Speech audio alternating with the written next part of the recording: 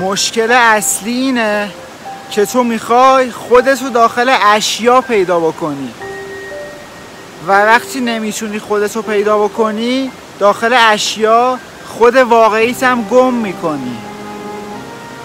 و برای همینه که یه بچه وقتی اسباب بازیش خراب میشه، عروسکش پاره میشه، واسه اون گریه میکنه و وقتی بزرگم میشه این اسباب بازی عوض میشه. اسباب بازی میشه خونه، اسباب بازی میشه ماشین، چون ماشین رو مال خودت میدونی دیگه. وقتی مال خودت میدونی یعنی اونو خودت میدونی، برای همینه واسهش گریه میکنی، در صورتی که هیچ کدوم از اینا تو نیستی. تو یه آگاهی بیشکلی که یه مسافرت اومده به زودی هم از این مسیر میگذره و ادامه راهشو میره.